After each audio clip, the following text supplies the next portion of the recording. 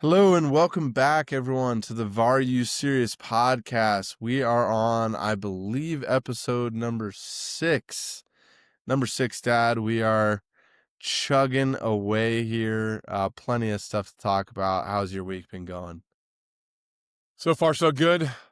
Once again, we are recording on a different night than our normal night because somebody's job keeps getting in the way of the most important thing, which is this podcast. But, Yes. I'm a patient, understanding father. So, Yes, he's a good man. He respects my schedule, even though it is insane and takes a lot out of me. But one thing that's not taking out of me is this new facial hair, Dad. I don't know if you noticed. we Mustache. got it before we went live, and I was like, maybe he'll just leave that alone and nobody will notice. But, yeah, it's all the rage right now. I see a lot of you young people with mustaches. And so, 1970 porn stashes are apparently back. So there you go. Ah, it's a thing. It's a thing. No, I just wanted to give it a little try here, and the rest of the beard will grow back in soon, so we can't be too Yes, it upset. will. But yeah, I mean, let's get right into things, Dad. I think we've Okay. had a busy week of football from last week. Obviously, we had a pretty,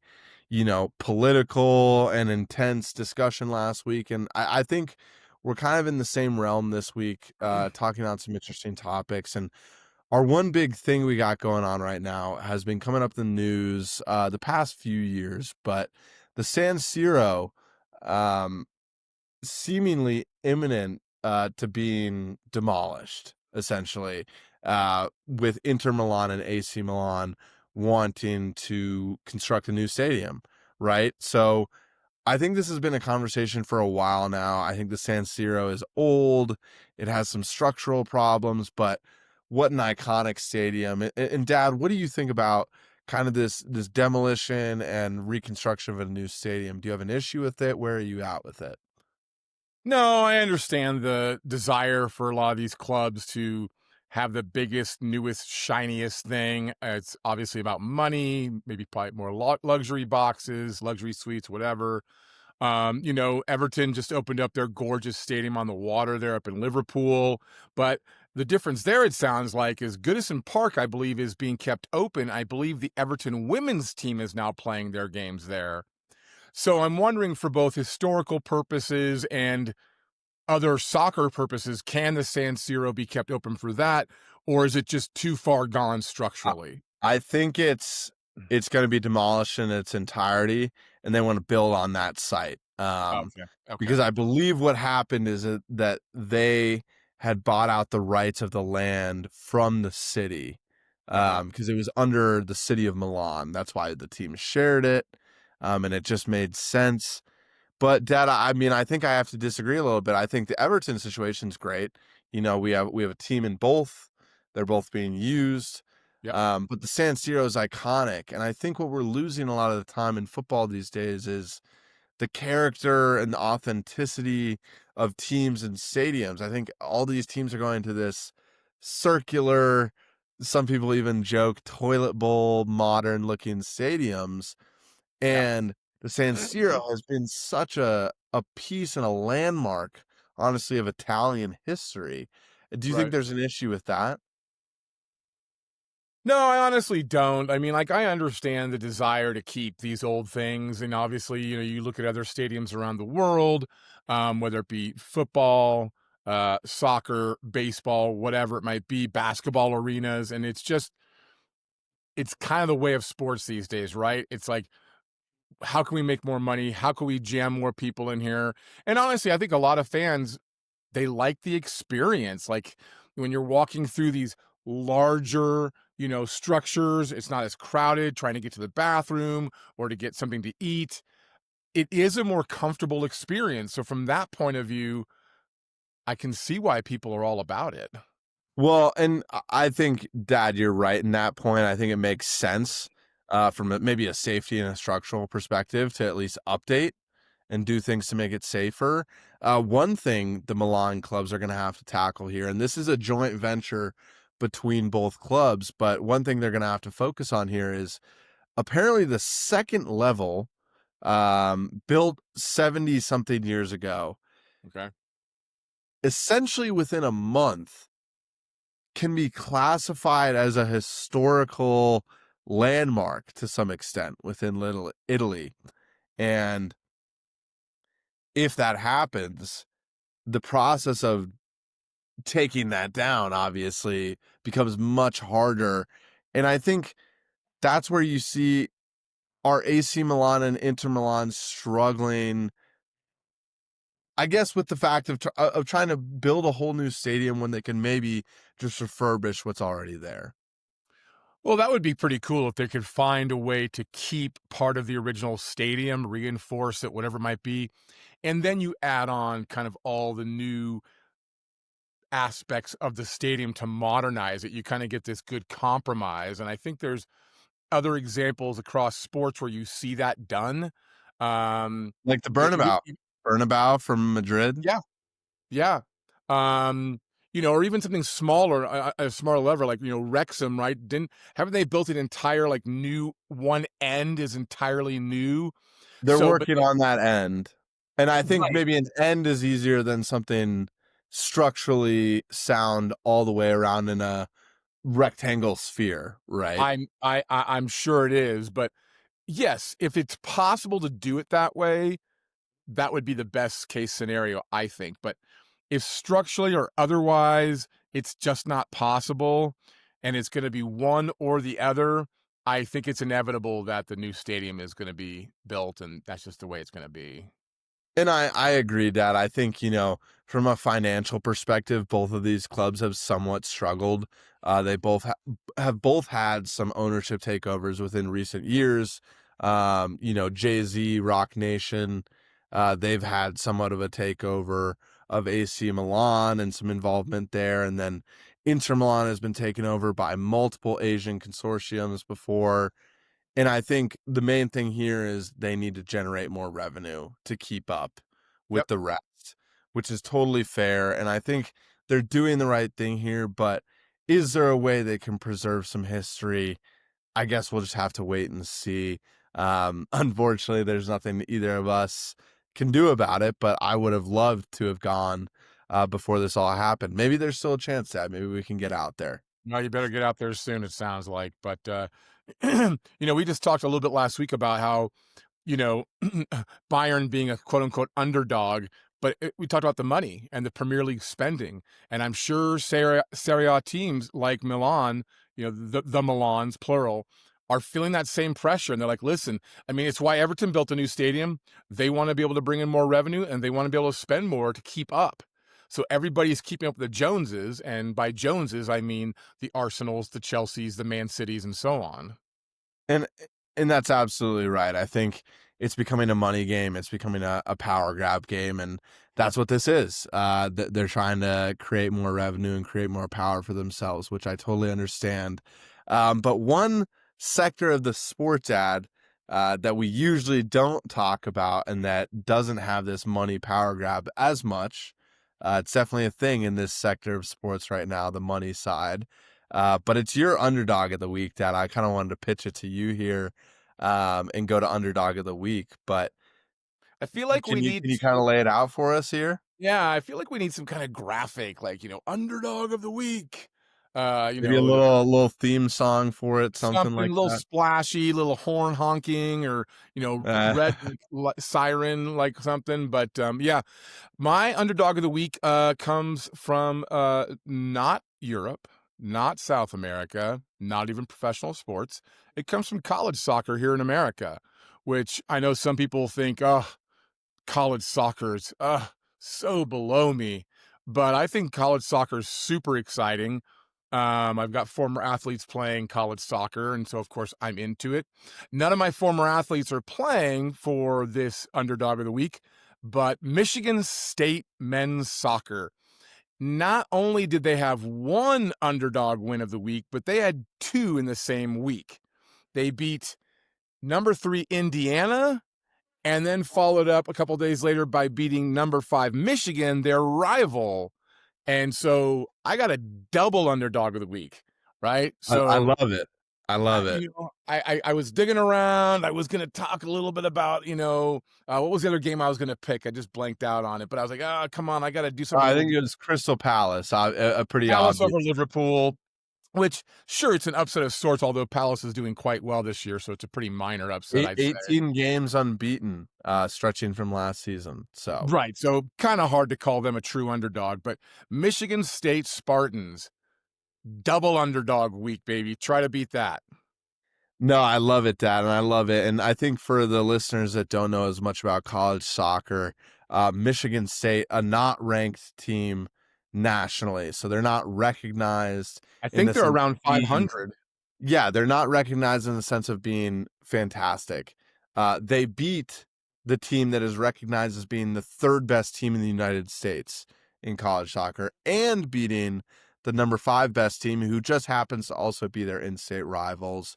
I think it's a fantastic pick, Dad.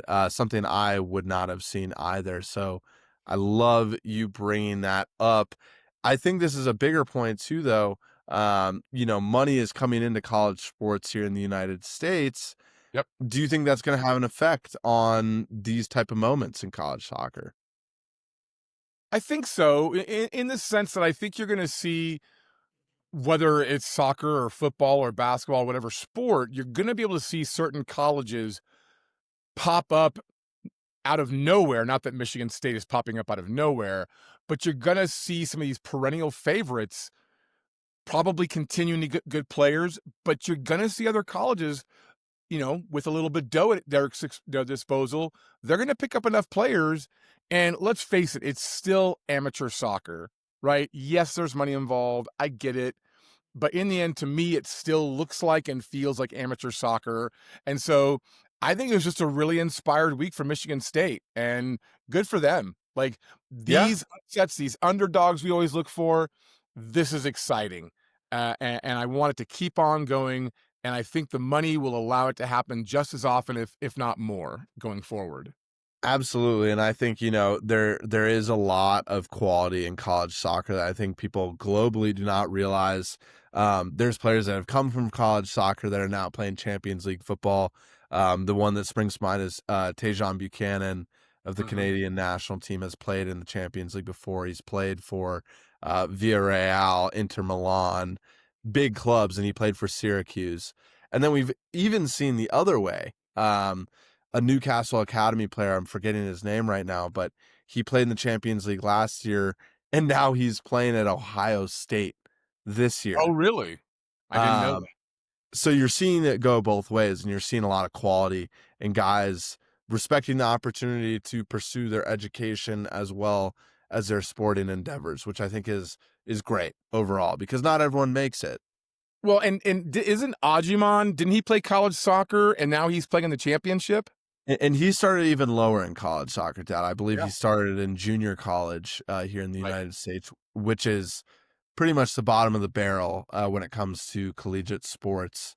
It's Yeah. the lowest you can start, and now he's on the U.S. men's national team. So there's quality within this side of the sport, and I praise you, Dad, for bringing it up, because, like I said, I would have forgot about it, and I think there needs to be more eyes on it. So thank you for bringing it up. All right. Who's your underdog of the week? Yeah, absolutely. I think I'm going with a way more obvious one here that's not as exciting and interesting as yours, Dad. But Brighton beating Chelsea again. I don't even know if this is an underdog at this point, because Brighton love beating Chelsea. I think they've beaten them almost 3 times in a row now, um, and beating them at Stamford Bridge nonetheless. And I think it's even a little bit sweeter for Brighton because they've made some big sales to Chelsea the past 5 years.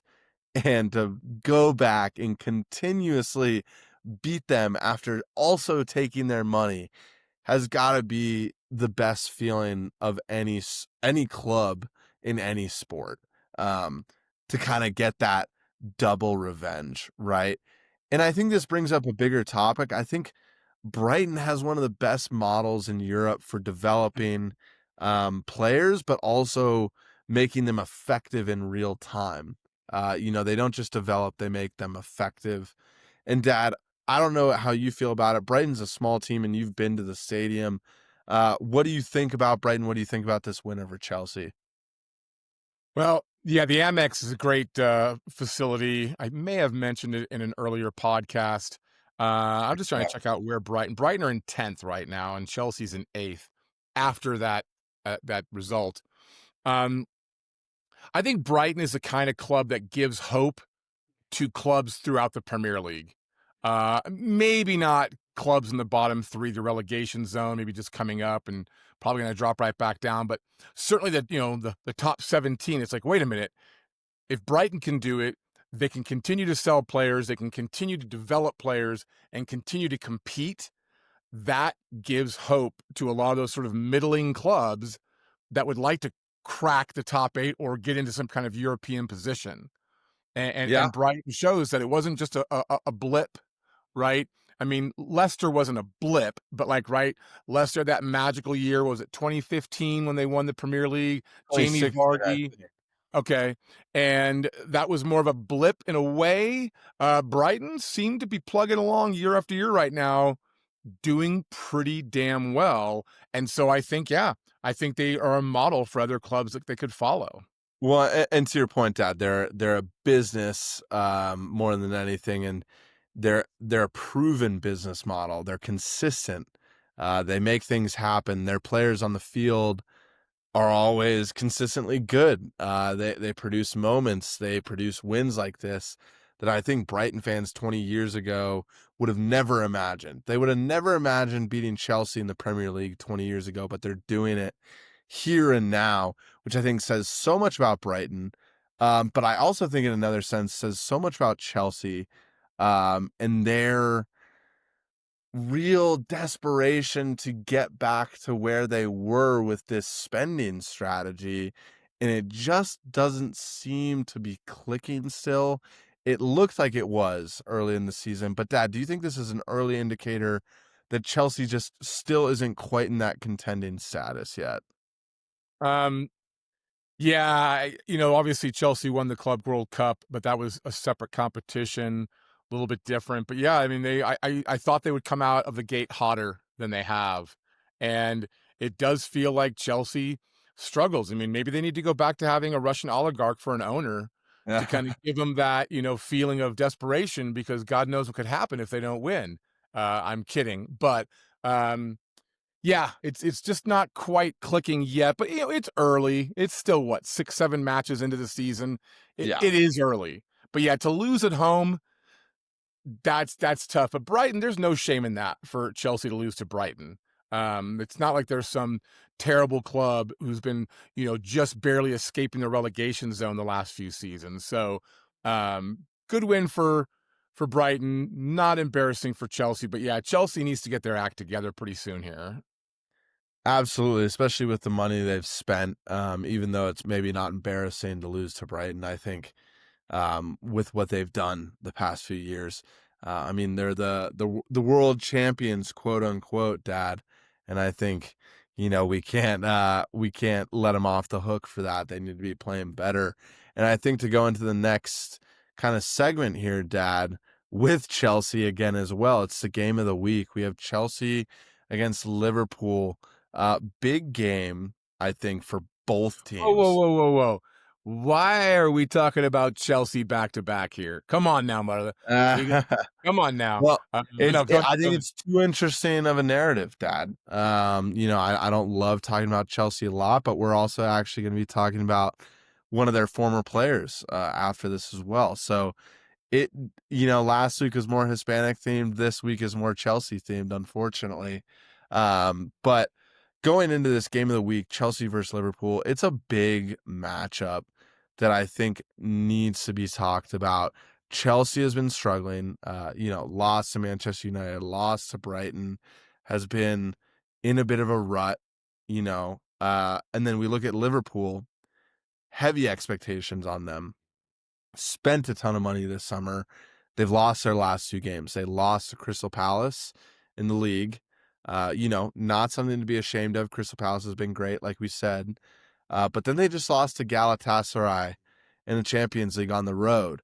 Mhm. Also not an easy match, but with Liverpool's spending and stature, you'd expect them to win that. So Dad, when we look at this Chelsea Liverpool game, what are you expecting out of it? What do you think we should be looking for? Is there a team that needs this win more than the other?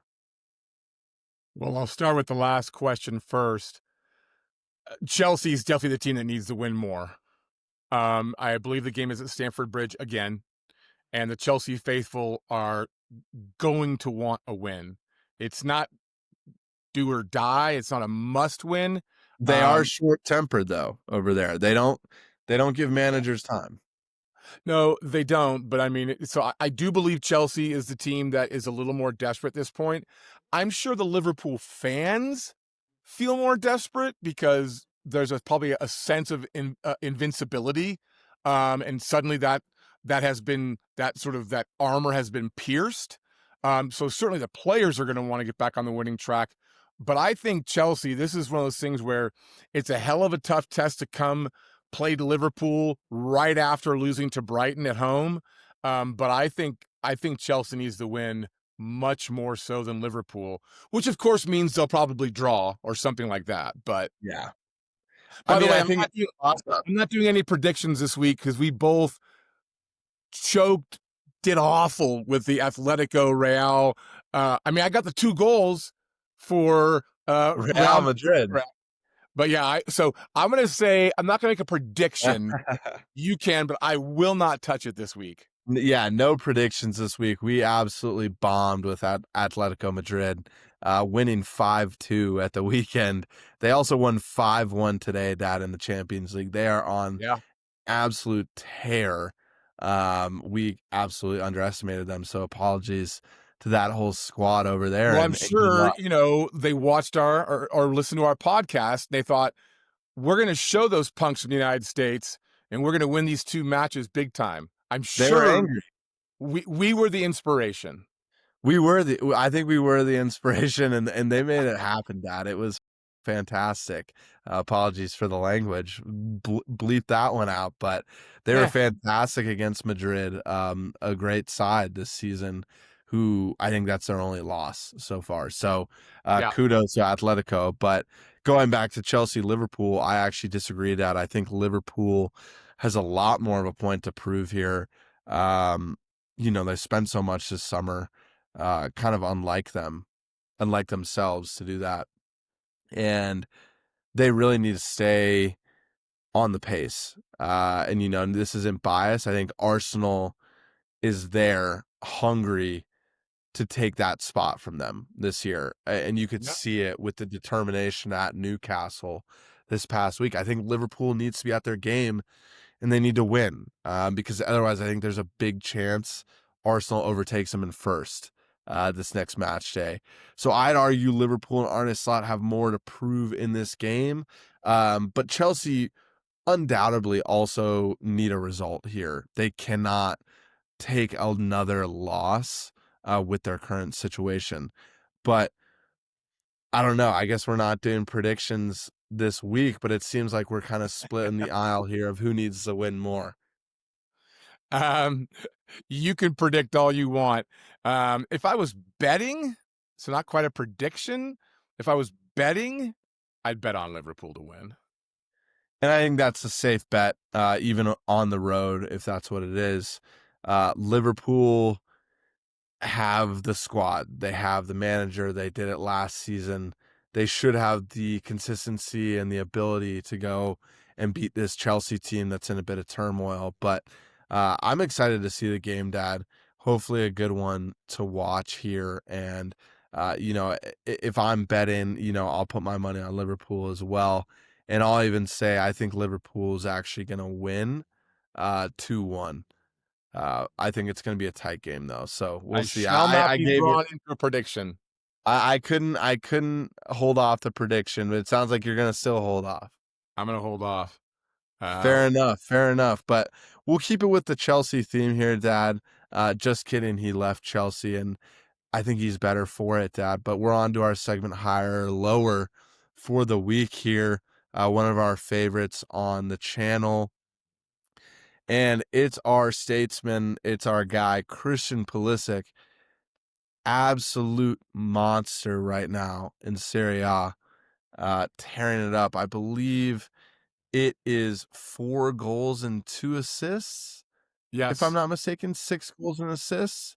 Um, he is absolutely dominating right now and looks like a man on a mission before the World Cup this next summer. Yep. AC Milan currently in first place in Serie A after a huge win over Napoli. I mean, that the higher or lower question here, especially with the ceremony just happening and going into the next year, is Christian Pulisic, based on form, a top 30 player in the world right now, higher or lower than that 30th position?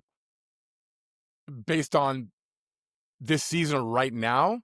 I think Ballon d'Or is a calendar year award, right? Right. Right. So we're starting essentially now, after the award has been Yeah. given, Yeah. to the next time, right? So, I mean, I don't know. With the way he's playing right now, he's proving he's a top player. Scott McTominay was in this most recent Ballon d'Or ranking, but let me hear what you have to say, Dad. Is he higher than a top 30 player, or is he lower than that right now? Well, I think, over the last 4 or 5 years, he's not a top 30 player. He's a darn good player, but not a top 30 player. But certainly last year with AC Milan, he played quite well. Like you said, hot start to the season this year. And yeah, there were a few guys on I didn't even realize who the 30 nominees were for the Ballon d'Or this year. And I Yeah. looked, and first of all, I've got to complain for a minute. 9 out of 30 players were from PSG. So Yeah. basically, they're saying the entire starting lineup, or just about, is that good. And yes, The PSG was Champions good. League holds a lot of weight, clearly. I mean, but come on. But yeah, there's definitely some players on that list, solid players. But they score. I looked up some of the statistics. Scored 15 goals, 9 goals, handful assists. So yeah, I mean, if that is kind of the comparison, and I realize it's only 1 year of nominees, but if Pulisic stays on this pace, well, not even stays on this pace, but continues to have a really really solid season, I could absolutely see him being a top 30 or a possible Ballon d'Or nominee. Absolutely. What about you? Yeah, no, I mean, I think you're on track with exactly how the Ballon d'Or is voted on. I think, you know, clearly club success is taken a lot into account with how these guys are ranked. And a lot of those PSG players did deserve it. I was even looking at guys like Fabian Ruiz, who got a nod in the top 30 this year, and I was like, no chance he's a top 30 player. Um, Won the Euros with Spain, won the Champions League with PSG, over 10 goals and assists as a midfielder in both sides. Like, I think there's people we forget about all the time. There's so many games going on. There's so much going on, and there's a lot of good players in the world. Do I think Christian Pulisic is a top 30 player in the world outright? Let's forget about the Ballon d'Or rankings right now, and I can throw the question back out to you in a second, but forget about the way they rank it. Is he a top 30 player? I don't think so. Top 50, potentially, with how he's playing. That's what it looks like. But I think in that sense he'd be lower. In the sense of the Ballon d'Or rankings and how AC Milan's looking right now, he's gonna be in the top 30. But we're 5 games into the season in the Serie A. Right. It's a longevity and a consistency thing. But Dad, if we were going away from the Ballon d'Or style rankings, would you say he's top 30 or no? He is not. Um, one of my other valuable sources is the FIFA 26 rankings. And Yes. Yes. I know they're not perfect, but I think they definitely give you a pretty good sense of where guys are lined up. And honestly, I mean, the top 100, I think Pulisic is an 84 ranked player, and the last 7 8 guys, in the 90s are guys in the 84. That's their ranking. So I mean, Pulisic is right around either side of 100 when it comes to FIFA rankings. Once again, I realize not the be all end all, but that's probably It's a fair barometer. it's a barometer. I mean, it would be fun to see, and maybe you can correct me. Do rankings do players change at all throughout the season, or is it only one time a Yeah, year? there's usually a major update around January, is Okay, usually how so the game works, and it's based on form, right? It's yeah, based on how these guys perform throughout the year. let's see if Pulisic keeps up not necessarily this crazy pace, but a solid pace through January.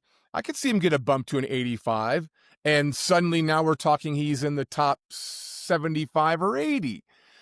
Okay, now you know I think that's kind of his potential. I don't even think Pulisic's ever going to truly be a top 50 player. There's just too many darn good players out there. There's too many good players, Dad, and I think there's a difference between a good season and consistently being dominant. Yeah. Talk about consistently being dominant. Harry Kane, I just saw a stat today. 9 games this season in all competitions. Yeah. Do you want to guess how many goals he has in 9 games, Dad? Well, I think I saw, I might not be counting all competitions. I saw 10 goals. And that's not even all competitions, Dad. But That's just the that would already be impressive in 9 games, 10 goals. He has 17 goals in 9 games. And that's not even counting any of his assists that he has either. So he right. has over 20 goal contributions in 9 games. Kylian Mbappe already has over 15 goals this season. I think it shows the gap in level between a guy like Pulisic and those guys. Well, and even a guy Pulisic's like not a Holland. he's a Holland already striker has like 8 or 9 goals, doesn't he? in the Premier League alone. In the Yeah. Premier League alone. And it just shows you there's a gap in quality. It doesn't mean Pulisic's a bad player. It doesn't mean he can't be a higher rated player. And he's had a couple good seasons now. He's proving he can do well in the Serie A, which is a good league, and he can keep doing well. But I think this all shows that, he's not at that level yet. But come the end of the season, who knows? We'll see where AC Milan's at. No European football, so they're going to have to show out in Serie A, and that's going to be his only way to show out. So we'll have Well, to see there. so far so good. Um, So far, so good. So far, let's so go good. And he ahead did win a Champions League already. I just had to throw that out there with Chelsea. with the aforementioned Chelsea. Yes. The All right. aforementioned. Our VAR You Serious moment of the week. Boy, it looks like you got a couple of incidents here. Yeah, Dad. And I don't know if you've seen all of them. I know you saw at least one of them because it's involving our club, I've seen the both. club we I've seen watch the most. You did the research. You did the research. And Dad, I think this is a bigger discussion than even 2 calls. I think it's a discussion on the PGMOL of England. Maybe it's because they get the most publicity and it's what's going on with the league, but they consistently are messing up calls or intervening with VAR when they're not supposed to, or VAR is not intervening when it is supposed to. Um, it is a giant mess, I think, that most people could agree with. yeah. But 2 big instances here. One ended up going the wrong way for a team for the entire match. Josh King was absolutely tripped by Emiliano Martinez in the Fulham Aston Villa game. And this would have changed the entire game. They would have got a penalty early in the game. Mhm. Could have changed the complexity of how things were going. Could have been a yellow or a red card. Probably a yellow, I'd assume, how wide it was, but could have changed the game. And we also have Victor Gyökeres being tripped by Nick Pope. A little more controversial with him kicking the ball into Nick Pope's foot. Um, but there was multiple things this weekend with the Gabriel handball, which I think was rightly called, to be fair, but a handball missed on the other end on Bruno Guimaraes, just in the Arsenal Newcastle game. And I think, Dad, we're looking at all these things. And I guess my main question here, before we even get to the VAR You Serious moment part of this, is are the referees being inconsistent with just clear and obvious fouls? And apologies for my struggle to get that out there, but are they being inconsistent? Well, yes, they are. I would love to be in on any kind of meetings with referees, whether they're individual meetings, a one crew, or all. I don't know enough about how it all works out, but I would love to know what they're hearing. And my guess is they're hearing, I don't know if they're hearing enough of a consistent message through their own ranks. And then you get into the heat of the battle in the moment. And, I mean, gosh, when you watch these replays, I mean, you can come to whatever conclusion you want, right? I mean, and it depends on what you're looking for. And the rules are pretty clear, but then there's always a little wiggle room. So then, of course, I'm not going to even get into possible biases that exist among referees. I don't want to get into some kind of scandal or whatever. Honestly, I think there should be a consideration of using robots. And the reason I bring that up is that Major League Baseball is going to be introducing the use of robots next year. Robots don't care what anybody thinks. They don't care about the heat of the moment. They are Yeah. going to be fed information. Here is the rule. They're going to, the computer, the robot is going to look at the play and be probably too technical, but there's going to be consistency and there is going to be no bias. And I Yeah. think the reality is with human beings, it's clear.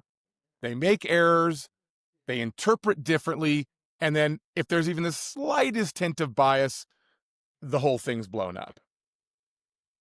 Yeah, and I think that at the end of the day, I think it comes back to narratives, and this is a media product, and I think the leagues want to sell this, as much as it angers fans, it gets more clicks, it gets more views. It works to the algorithm for people to see controversy. Yeah. And I think the game wants controversy, but I think what it's messing up in essence is the fan experience. Fans are left waiting for decisions and not natural emotional moments anymore, which I think is the huge issue here, Dad. And, you know, like you said, things are going to happen, and maybe robots should just come in to call these games and make no mistakes and make it easy and simple. But do we think that's really what the broader discussion wants? Because I don't think it is. I think something would have been done by now if they wanted it to be perfect. But I think they want this animosity. Oh, I mean, I'm sure they do. I mean, I know, with Arsenal getting the Gyökeres PK, Arsenal fans like, yeah, we got one this time. We've been screwed over so much. And so, yeah, people are clearly keeping score. Um, and so this sort of what goes around comes around kind of karma type of mentality. I mean, I guess if in the end, and I mean the end, meaning over a series of years, many seasons, it all sort of works out, that's fine. But like, why aren't they getting it right more often? There has to be a way. And I mean, this is why we're able to talk about this on almost a weekly basis, because there is a constant stream of, I don't want to call them screw ups, but just definitely some iffy calls. And yeah, maybe it's something that's never going to change, Dad. And I think that's something we're just going to have to live with as fans. And, thankfully it didn't hurt Arsenal this time, to your point, for our sakes. But, there's teams that are getting affected by it. And, Fulham, for example, that's a big result in the grand scheme of things. Aston Villa had been struggling this year and got their first win over Fulham. And it can be traced back to that call, with the way the Yeah. game went, to an extent. You never know what's going to happen in a game after a call. But if that goes the other way, what happens, right? I think there's always the what if, to your point. That's always going to create the narrative. But, Dad, I mean, on the PGMOL here, what do we think? Is it a no penalty? Is it a yellow card? Is it a red card? Just for the way they've handled these situations when taking everything in every perspective into acknowledgement. Um, maybe I should buy some, yellow cards, red cards, so I can actually hold it up to the screen or something. But Yes. I'm gonna go yellow card this week. I think with the other instances in other leagues we've talked about, obviously in England, um, it feels like it continues to get worse on a sort of a steady decline, week by week, month by month. And so, once again, human error is going to happen, but I don't feel like enough is being done, or at least the communication of those things is not being done. And so this Yeah. is a clear warning that no, they're not going to lose fans over this. People can continue to watch, but you are, like, as you said, it's going to ruin the fan experience more and more. And that's unfortunate because, whether people are at home watching or paying really good money to see these games in person, they're gonna be left with a bad taste in their mouth. And so I'm going yellow card this week. I think I agree with you on the yellow card, Dad. I don't think it's to the point that it's all on them. At the end of the day, they are humans. Humans make mistakes. But I think at the same time, there needs to be a solution found. And I don't know what it is. I don't know what the happy medium is, to keep fans in the grounds, because that's what keeps the sport going, is the fans at the end of the day. And we can't dishonor that fact. Fans are what keeps sports going, and that's that's how the bills get paid, right? So I think something has to be figured out. It's a yellow card, it's a caution, it's a warning, to these referee groups and to these leagues to figure out what's going wrong and how they can fix it. And I think that's kind of been the theme of today's episode, Dad, is somewhat of a caution, to a lot of these groups, whether it's Chelsea and Liverpool, whether it's Pulisic, whether it's the San Siro getting rebuilt.